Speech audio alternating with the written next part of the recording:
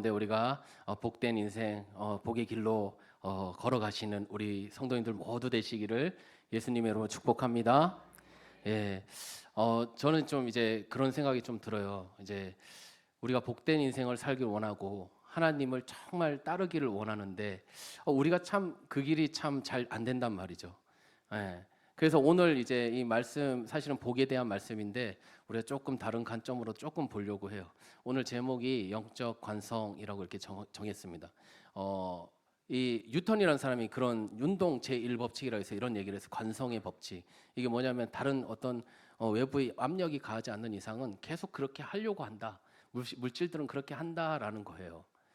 근데 이게 물질만 그런 것이 아니라 우리의 살아가는 삶들도 좀 그렇지 않는가 이런 생각이 좀 들었습니다. 그러니까는 이제 우리의 어떤 마음적인 부분들도 그런 거죠. 우리가 어떤 하던 습관들 그냥 그것을 계속 이렇게 해 가게 되어진다는 거예요.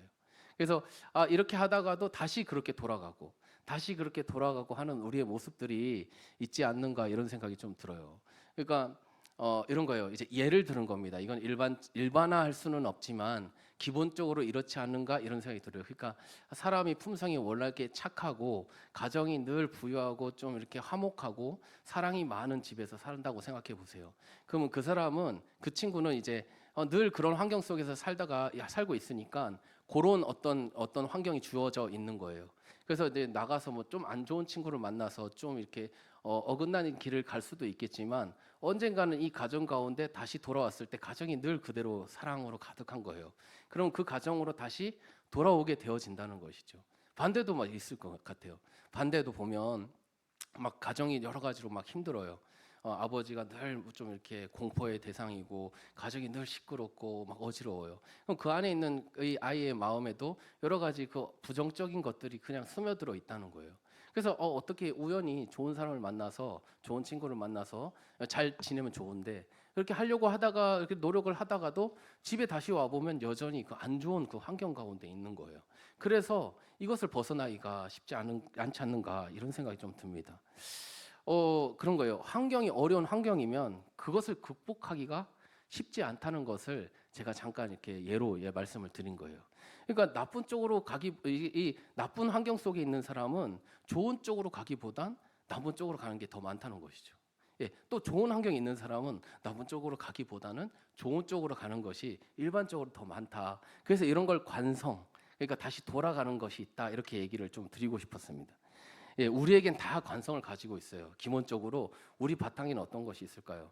죄와 저주로 여러 가지로 이렇게 좀 안 좋은 것들이 우리 안에 있는 거예요. 그래서 이 죄와 저주라는 기본적 바탕이 있다 보니까 이 바탕이 그 땅을 바꾸지 않으면 우리는 계속 죄를 반복하여 짓게 되지 않는가 이런 생각이 드는 거예요. 그래서 방법이 없어요. 그래서 하나님께서 어떻게 하셨습니까? 바로 예수 그리스도를 보내셔서 우리의 이 기본적 바탕을 바꿔 주신 거예요. 그래서 하나님의 영광 가운데 우리가 거하는 줄 믿습니다. 예, 그런데 우리가요 이런 은혜를 받았음에도 지금 우리가 어떻게 살아가는가 하면 죄를 짓고 또 반복하여서 교회에 와서 또 회개하고 또 회개하지만 또 다시 또 죄를 짓고 이런 경우가 있는 것 같아요. 죄의 관성이 작용되어지는 거예요. 그 죄에 대한 부분에 계속 이렇게 돌아가는 것입니다. 그래서 마치 성경에서는 개가 토한 것을 다시 도로 먹는다. 돼지가 깨끗이 씻겨놨지만 다시 우리에서 다시 더러워진다. 이런 표현을 하고 있습니다. 그런데 이 죄라는 바탕에서 예수 그리스도를 통해서 우리가 완전히 바뀌면 어떻게 될까요? 완전히 바뀌면 그러면 환경이 달라지는 거예요. 그죠? 환경이 달라지는 거예요. 밖에 나가도 휘둘리지 않습니다. 어디를 가도 승리하는 거예요. 그래서 혹 넘어질 수 있지만 그 넘어졌다 할지라도 다시 일어날 수 있는 힘을 갖게 되어진다 이런 얘기예요. 그래서 잠언 24장 16절에 이런 말씀이 있는데 같이 한번 읽어보겠습니다. 자, 시작.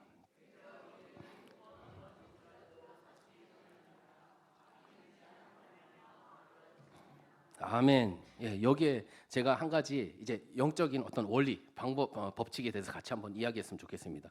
이런 말을 들어봤을 거예요. 이 죄는 이 손님처럼 들어와서 나중엔 주인 행세를 한다. 이런 얘기 좀 들어보셨어요?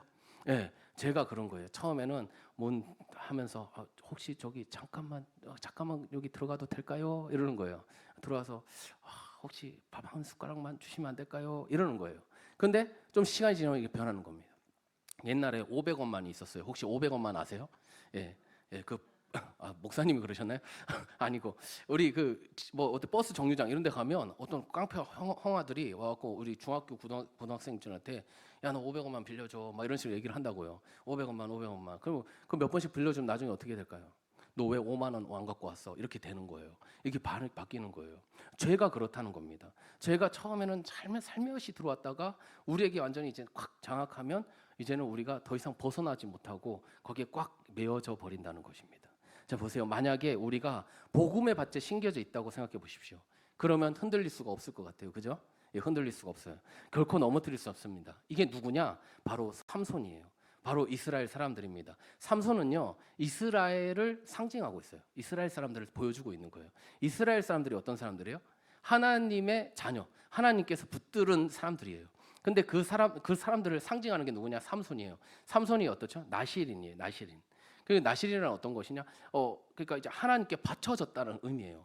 그럼 바쳐졌다고 했을 때 생각해 보십시오. 내 자녀를 하나님께서 이렇게 불러서 네 자녀가 나실인이야, 나실인 될 거야 이렇게 했어요. 그러면 부모는 그 자녀를 어떻게 키우겠어요? 어떻게 키우겠습니까?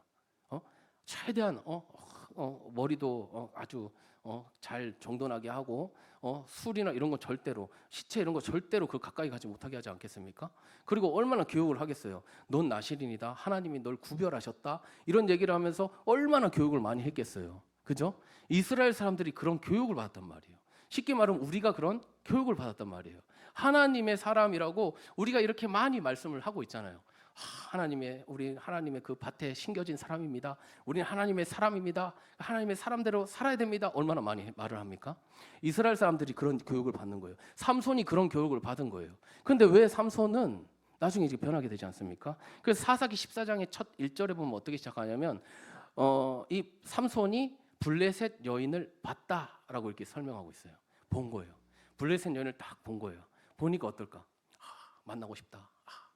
손 한 번만 잡아봤으면 좋겠다. 이렇게 가는 거예요. 계속 가는 거예요. 그러니까 한 번 본 게 그냥 본 곳으로 끝나는 게 아니라 보고 나서 이젠 더 접근하고 가까이 가고 그래서 아버지 부모님께 뭐라고 얘기하냐면 저 블레셋 여인을 내 아내로 삼고 싶습니다. 좀 아내로 좀 데려오십시오. 이렇게 얘기가 되는 거예요. 이게 창세기 이야기하고 같습니다. 창세기 1장에 보면은 보세요. 이제 그 아담과 하와가 있고 동상 중앙에 선악과가 있는 거예요. 그럼 선악과를 어떻게 하겠어요? 늘 가면서 보는 거예요. 지나가면서 보는 거예요. 보면은 이제 어떤 생각을 해야 돼요? 원래는 하나님이 말씀하셨지. 하나님의 말씀. 이렇게 하나님을 생각해야 돼. 근데 지나가다가 한 10,000분의 1초 살짝 이거 한번 맛을 보면 어떻게 될까? 이런 생각을 살짝 하는 거죠. 살짝. 지나가면서 계속 보면서 우리는 하나님을 생각해야 되는데 계속 보면서 죄를 생각하는 거예요. 이거를 누가 보느냐? 그 마음속을 뱀이 보는 거예요. 뱀이 탁 보는 거예요.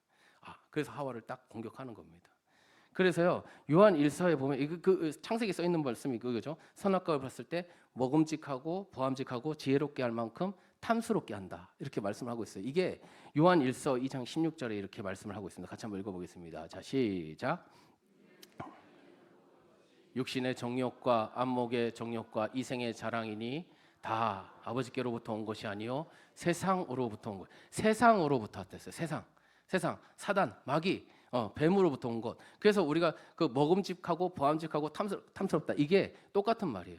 안목의 정욕, 이생의 자랑, 안목의 정욕, 그죠? 그 다음에 뭐예요?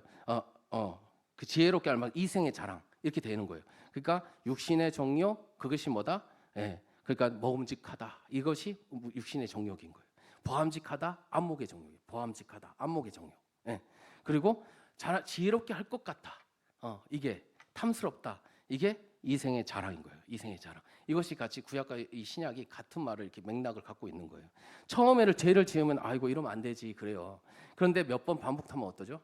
별로 이게 죄라고 느껴지지 않습니다. 그래서 영화나 드라마도 보면은 점점 더 어렵게. 저 어릴 때 혹시 우리 다 연세가 있으셔서 그래도 그러시는데 저는 그때가 이제 제 어릴 때라서 전설의 고향 전설의 고향 진짜 너무 무서웠거든요. 이불 뒤집어 쓰고 진짜 그때 그 네 다리 내놔 그거 아직도 기억나. 네 다리 내놔. 그걸 슬로우 비디오로 막 네 다리 내놔 뭐 이런데 너무 무서워. 그 다음 날 가서 학교 가서 얘기하면 다 애들 그 얘기하고 있어.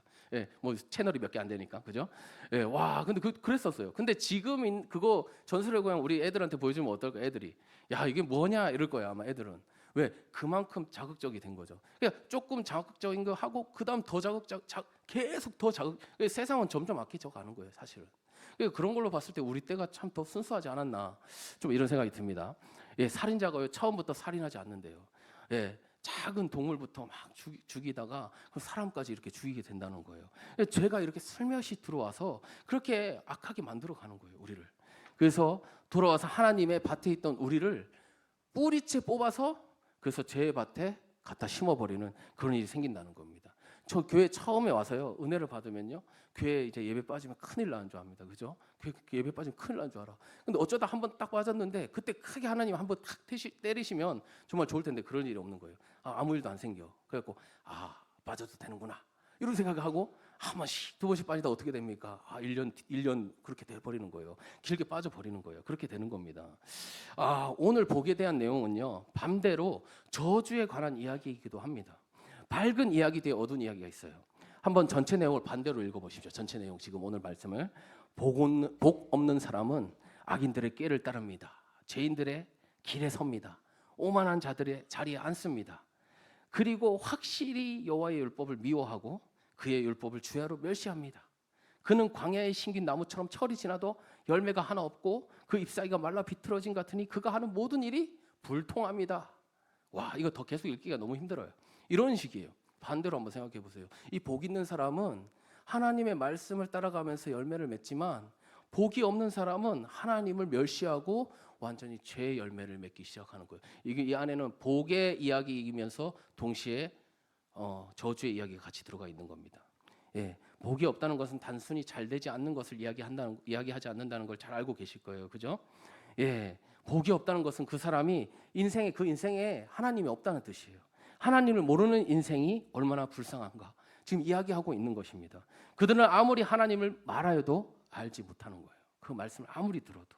왜? 그들의 밭에 저주와 죄의 밭에 심겨져 있기 때문인 것입니다. 자, 보십시오. 나무가 심겨져 있어요. 나무가 심겨져 있습니다. 그러면요, 바람이 불면 나무가 이렇게 흔들려요, 그죠? 나무가 흔들려요. 근데 나무가 바람이 더 세게 불어요. 태풍이 불어요. 그럼 어떻게 될까요, 나무가? 예, 부러지거나 뽑히거나 그렇게 될 거예요, 그죠? 예, 그래서요, 죄와 저주의 밭에 심겨 있는 나무를 다시 복음의 밭에 심으려면 얼마나 많은 수고가 필요한지 우리가 생각해 보아야 합니다. 그래서 하나님께서 건강을 치신다거나 가정을 치신다거나 우리 아이 사업을 어떻게 치신다거나 이런 것들은 너무나 아픈 일이기도 하지만 그 일을 허락하신 이유는 어쩌면 끊어지기 어려운 그 상황, 그곳에서부터 나오도록 하기 위한 하나님의 그 축복인 줄 믿습니다. 예, 나오미가요 정말 그랬어요. 완전히 기둥 뿌리가 다 뽑혔어요. 자기가 갖고 있었던 많은 희망들이 다 사라졌습니다. 룻도 마찬가지죠. 남편도 없어지고 그냥 더 이상 어떤 희망이 보이지 않는 그런 상황이 있는 거예요. 그것은 어떻게 보면 그 인생에 있어서 그 기둥 뿌리가 뽑히는 일인 거예요. 인생이 망가진 일인 거죠. 그죠? 완전히 망가진 일이에요. 우리가 볼 땐 망가진 일인 거잖아요. 그죠? 나오미나 룻의 이야기가. 그런데 그것이 하나님께는 복이 될 수 있다는 것입니다. 그래서 예레미야 1장 10절에 보면 보라 내가 오늘 너를 여러 나라와 여러 왕국 위에 세워 네가 그것들을 뽑고 파괴하고 파멸하고 넘어뜨리며 건설하고 심게 하려고 하였다라고 말씀하고 있습니다. 그러니까 하나님이 하시는 일이 있는데 어떤 일을 하실 때 그것을 먼저 파괴하고 뽑고 그다음에 넘어뜨리고 그래서 새롭게 하기 위한 어떤 발판을 그렇게 만드신다는 거예요.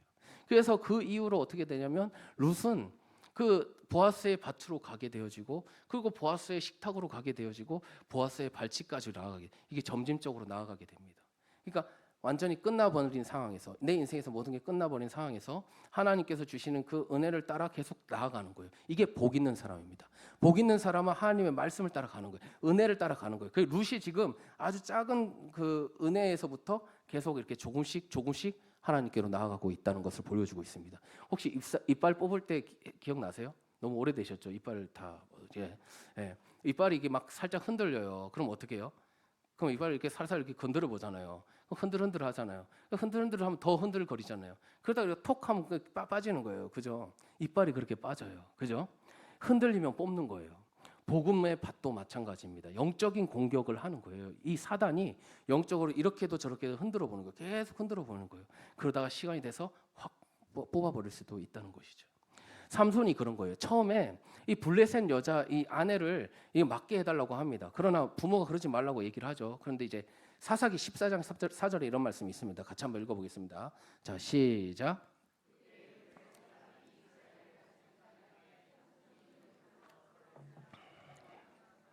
그의 부모는 일이 여호와께로부터 나온 것인 줄을 알지 못하였다. 여기서 이 일은 다 누구로부터 나왔다고 합니까? 하나님으로부터 나왔대요. 그죠? 그러니까 블레셋을 치려고 하는 것은 하나님의 뜻이 있었던 거예요. 이 삼손에게는 블레셋을 치려고 하는 하나님 뜻에 그 순종해서 나아가면 되는데 하나님의 뜻 플러스 뭐가 있을까요? 삼손의 그 욕심이 있는 거예요. 삼손의 어떤 것이 있는 거예요. 그래서 하나님의 뜻 플러스 자신의 것 이것을 생각하다 보니까 하나님과 조금씩 달라지는 거예요. 하나님 뜻과는 다르게 나가. 물론 하나님은 그런 가운데서도 하나님의 일을 행하여 나가십니다. 그런데 그 마지막 인생은 어떻게 됩니까? 아쉽게 끝나는 거예요. 자신이 누군지를 잃어버리고 이제는 하나님이 뜻하신 바가 무엇인지 잃어버렸어요. 이제 뭐만 남았을까요? 나의 사역, 나를 위해 사는 것 이것만 남는 거예요. 그래서 사실은 이런 게 저는 사역자에게 많다고 생각해요. 사역자에게. 왜냐하면 처음에는 열정적으로 막 시작했지만 나중에 어떤 이런 생각이 드는 거예요. 이렇게 사는 게 무슨 의미가 있지? 나 너무 손해 보는 거 아닌가? 그래서 어떤 걸 하냐면 노후를 이제 막 준비하기 시작합니다. 노후를 준비하는 그런 거예요. 근데 이건 사역자만이 아니라 우리 모두가 그래요. 사실은 처음에는 정말 열심히 하나님 사랑하던 집사님이 매너리즘에 빠져요. 교회 열심히 다녀봤자 아무 소용 없네. 내 인생에 하나님이 해준 게 뭐가 있어? 이런 생각이 들어오는 것이죠. 그래서 예배 즐거움을 잃어버려요. 그래서 왜 그런 일이 생기는가 하면 하나님의 뜻을 잃어버리면 그렇게 되어진다는 것입니다. 그래서 늘 하던 대로가 되는 거예요. 늘 하던 대로. 그래서 그냥 와서 예배드리고 가고 늘 하던 대로 하기만 하는 거예요. 그러면 우리가 점검해 볼 일이 무엇이냐면 나의 영적 관성은 어디에 있는가입니다. 하나님의 은혜로 늘 돌아가는가 아니면 여전히 나는 어떤 일이 생기면 죄의 곳으로 돌아가는가 이것을 한번 생각해 보아야 되는 겁니다. 하나님의 은혜로 늘 돌아가는가 아니면 여전히 나는 죄로 돌아가는가. 시편 기자는 지금 복 있는 사람은 말씀 가운데 있다라고 말씀을 하고 있습니다. 그 말씀 가운데 있다는 것은 지금 보시면 시냇가에 심겨져 있다라는 뜻이에요. 그죠? 시냇가에 심겨져 있다. 이게 말씀 가운데 있다는 뜻입니다. 늘 하나님의 뜻 가운데 있다는 뜻이에요. 하나님의 말씀은 예수 그리스도입니다. 믿으시나요? 아멘. 예수님이 반석이 되어 있으면 어떤 상황에서도 흔들리지 않는다고 우리는 알고 있습니다. 그죠? 가장 근원적인 나의 땅이 어디에 있는지를 확인해야 된다는 것이죠. 이 나무의 근원은 시냇가예요. 시냇가에 뿌리가 내려져 있다는 것입니다. 그 근원을 알아야 된다는 거예요. 제가 이제 요즘에 이제 조금 천식이 조금 심해져서 이제 한의원을 가봤어요. 한의원을 갔는데 난 이제 목이 잘못해서 목에 이제 뭐가 해주실까 해서 갔더니 목이 문제가 아니라 이 폐가 문제라는 거예요. 폐가. 그러니까 저는 이제 이 현상이 여기가 이제 문제가 있으니까 여기를 고쳐야 된다고 해서 병원을 많이 다닌 거예요. 근데 한의원에 가니까 원인이 여기 있다는 거예요. 폐가 약하대요. 제가. 그러면 기도해 주실 거죠? 네. 근데 그런 거예요. 하나님은 원인을 근원을 건드는 거예요. 근원. 근데 우리는 보여지는 것을 계속 생각하는 거죠. 그렇다는 생각이 좀 들었어요. 원인을 고쳐야 제대로 고쳐질 거 아니겠습니까? 우리가 다 정직하게 우리 자신을 바라볼 필요가 있습니다. 바라볼 필요가 있어요. 난 정말 복 있는 사람인가? 아니면 나는 복과는 좀 반대된 삶으로 혹은 그게 있는 것은 아닌가 생각해 보아야 됩니다. 복 있는 사람은 하나님의 땅에 심긴 사람입니다. 그 사람은 열매를 많이 맺어요. 어떤 열매요? 성령의 열매를 맺습니다. 그렇다면 그 반대에 있는 사람은 어떻겠습니까? 열매를 또 맺습니다. 무슨 열매를 맺을까요? 죄의 열매를 맺는 거예요. 그래서 뭐라고 하냐? 죄의 싹은 사망이다라고 말씀을 하고 있습니다. 말씀을 아무리 들어도 듣고 있어요. 우리가 듣잖아요. 그런데 죄송하지만 많은 사람들이 이 말씀을 듣지만 자기 삶으로 그냥 살아가게 되어지는 거예요. 여러 가지 이유 때문에. 우리가 정말 그렇지 않습니까? 많이 그런 거예요. 우리가 너무나 많이. 제가 이제 어떤 분들하고 이제 얘기를 할 때도 이렇게 해야 됩니다. 어떻게 합니다. 너무 중요해서 너무 이렇게 얘기를 했는데 너무 잘 들어요. 그렇죠. 막 그래요. 이런 거 와 정말 이제 됐구나. 근데 그 다음 주 되면 저번에 얘기한 거 전혀 기억을 못 하시는 거예요. 그런 경우가 너무 많은 거예요. 우리 안에 그런 게 많다는 것이죠. 예배를 소중히 여깁시다. 아무리 외쳐도 전혀 반응이 없습니다. 죄송하지만 그러신 분이 계시다면, 예, 그분은 사실은 하나님의 심판을 이미 받았을지도 몰라요. 예, 하나님께서 이미 버렸을 수도 있는 겁니다. 지금 얘기하잖아요. 복된 하나님의 밭에 심겨 있는가, 아니면 죄와 저주의 밭에 심겨 있는가. 이 밭에, 하나님의 밭에 심겨 있다는 건 하나님의 말씀을 따라 계속 간다는 뜻이에요. 계속 간다. 내가 오늘 그 말씀을 들었어요. 그럼 그 말씀대로 사는 거예요. 그렇게 살아가는 사람이 복된 인생, 시냇가에 심기운 나무라는 뜻입니다. 그렇잖아요. 룻이 그런 거예요. 아주 작은 한 은혜를 잡고 계속 나아간 거예요. 계속 그건 말씀을 잡아갔다는 뜻이에요. 이삭을 주었다, 말씀대로 살았다. 하루 살았고 그 다음날 또 말씀대로 살았고, 그렇게 살다 보니까 식탁까지 간 거예요. 하나님의 식탁까지. 그리고 그 식탁에서 계속 먹고 있으니까 하나님의 발치까지 가게 되는 겁니다. 이게 복된 인생의 가는 길인 거예요. 이것이 우리 안에 있기를 예수님의 이름으로 축복합니다. 예, 제가 다시 한번 질문하겠습니다. 나는 어떤 관성을 가지고 있는가? 나는 정말 어려움이 생기면 하나님께로 나와 정말 하나님께로 돌아가려고 하는가? 아니면 내가 어떤 어려움이 생겼을 때 나는 내가 원하는 대로 세상을 향하여 억식은 달려가지 않는가? 조금만 비난을 받으면 교회를 떠나는가? 아니면 하나님께 찾아가 하나님께 자신의 마음을 쏟아놓는가? 좋은 일이 생기면 사람들을 찾는가? 아니면 하나님께 나와 하나님께 영광을 올려드리며 주님께 감사를 올려드리는가? 우리가 한번 돌아봤으면 참 좋겠습니다. 예, 중고등부 때 우리가 이제 성품에 대해서 배워요. 성품이 뭐냐? 내 안에 있는 것이 말과 행동으로 나온다는 뜻이에요. 예, 성품은 뭐라고요? 말과 행동이 밖으로 나오는 것이다. 예, 그래서요, 내 안에 있는 것이, 그래서 하나님은 우리를 하나님의 성품을 향해서 닮아갈 수 있도록 우리를 계속 조종해 가시고 훈련시키시고 그렇게 만들어 가신다는 거예요. 그것을 신의 성품에 참여한다라고 말씀을 하고 있어요. 그 성품은 그냥 저절로 생기는 것이 아닙니다. 훈련되고 개발되는 거예요. 그래서 훈련되고 개발된다는 것이 무슨 뜻이냐? 하나님이 말씀하시면 그 말씀을 붙들고 산다. 이게 훈련되고 개발된다는 뜻이에요. 내가 신의 성품으로 참여해 간다는 뜻입니다. 예, 이해가 되시죠? 예, 시편 1편은 복된 인생을 설명하고 있습니다. 복된 인생은 간단히 말하면 하나님의 간섭을 받는다는 뜻이에요. 사랑하면 구속한다고 하잖아요. 그래서 그 가수 중에 김머시기 분이 아름다운 구속 이런 걸 썼어요. 아름다운 구속. 그게 뭐예요? 누가 날 막 이렇게 얽매는데 그게 너무 좋은 거야. 막 아름다운 거예요. 막 너 이거 해, 너 이거 하지 마 이렇게 얘기하면 그게 너무 좋은 거예요. 나한테 내가 날 사랑해서 하지 말라고? 이런 거예요. 그랬으면 정말 좋겠어요. 혹시 그러세요? 부부끼리 그러세요? 이렇게 보면 이거 하지 마세요 하면 날 구속하는구나. 아름다워. 이러세요? 아니면은 예, 이해합니다. 예, 저도 다 이해가 돼요. 예, 근데 이 사람은 그런 거야. 사랑하니까 저 사람이 나한테 하는 모든 게 이게 세상 노래도 그렇다는 거예요. 윤머식이 그 사람은 뭐라고 하냐면 다시 태어난 것 같대. 자기가 사랑하고 나니까 다시 태어난 것 같대요. 와, 한번 제가 가사 조금 읽어드릴게요. 한번 들어보세요. 세상 가사지만 예, 조금만 이해해 주십시오. 다시 태어난 것 같아요. 내 모든 게 다 달라졌어요. 그대 만난 후로 난 새 사람이 됐어요. 우리 어머니가 제일 놀라요. 우선 아침 일찍 일어나 그대가 권해줬던 음악 틀죠. 뭔지 잘 몰라도 난 그 음악이 좋아요. 제목도 외우기 힘든 그 노래 할 때도 안 된 샤워를 하고 그 멜로디를 따라해요. 늘 힘들었던 나의 아침이 이렇게 즐거울 수 있나요? 오 놀라워라 그대 향한 내 마음, 오 새로워라 처음 보는 내 모습. 매일 이렇다면 모진 이 세상도 참 살아갈 만할 거예요. 야, 이 사람 진짜 완전 변한 거예요. 완전 변한 거예요. 지금 보세요. 사랑하는 사람 때문에 이 사람 인생이 변한 거예요. 예? 이 사람은 자기가 다시 태어난 것 같대. 다시 태어난 것 같대. 내가 만난 이후로 난 새 사람이 된 것 같대. 새 사람. 어머니가 놀란대. 옆에 있는 어머니가. 그 옆에 있는 사람들이 다 아는 거예요. 이 사람 변한 거를. 예? 이해가 되시죠? 노래 알지도 못한 노래 왜 들어? 제가 정말 이거 얘기해 드릴게요. 사랑하잖아요. 하나님 사랑하잖아요. 모든 찬양 잘 몰라도 다 따라 부르려고 그래요. 진짜 사랑하니까. 사랑하는 사람 노래 모르는 노래지만 막 따라 부르려고 한다니까. 그러니까 나 모르는 노래니까 나 안 불러. 이거 진짜 사실은 좀 어린아이 신앙이에요. 사실은 그래요. 예?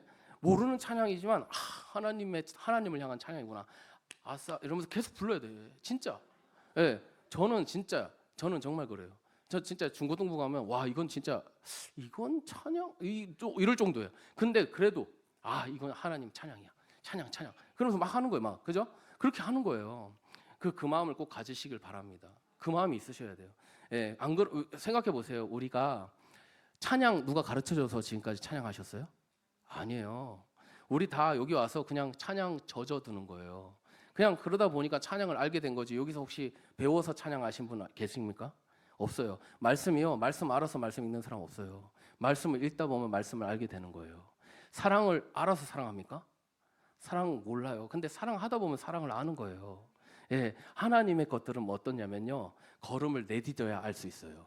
기도도 그렇고 말씀도 그렇고 찬양도 그렇고 모든 것이 그래요. 그래서 믿음을 요구해요.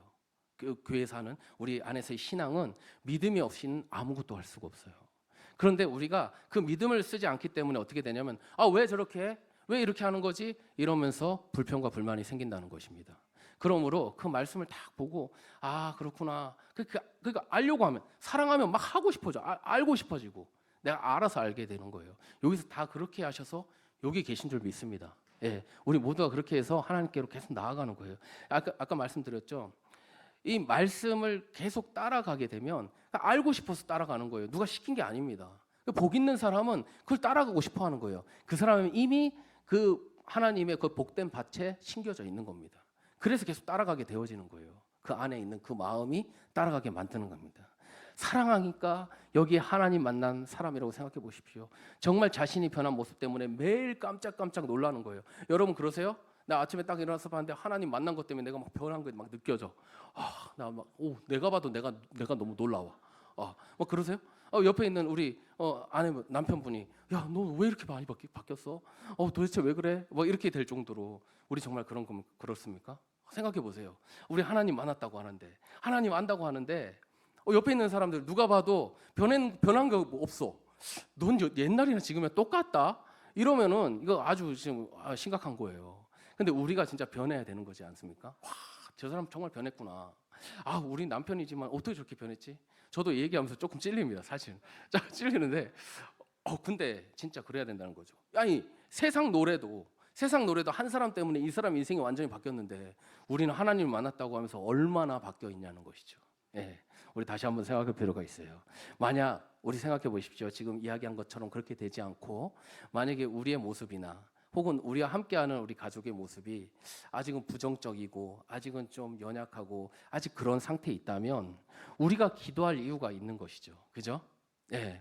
근데 그 기도가요. 연약하게 기도면 안 되는 거예요. 아까 얘기했죠. 나무가 그냥 살짝 흔들리면 그냥 흔들리다 말아요. 근데 크게 흔들리면 이게 나무가 뽑혀 버리는 거예요. 예? 그러면 이 나무를 뽑힐 만한 기도를 해야 된다는 거예요. 우리 가운데 나 혹은 나의 가족 중에 누군가가 예를 들어 저주의 어떤 땅에 이렇게 뿌리를 내리고 있다고 생각해 보세요. 그럼 이걸 뽑으려면 어떻게 하겠어요? 기도가 어떤 기도가 되겠어요? 이 나무를 뽑을 기도를 해야 되는 거예요. 예, 그 기도가 필요한 겁니다. 기도 그거 크게 기도해서 되는 거야? 하나님이 기가 먹었나? 뭐 이런 얘기 할 때가 있지 않습니까?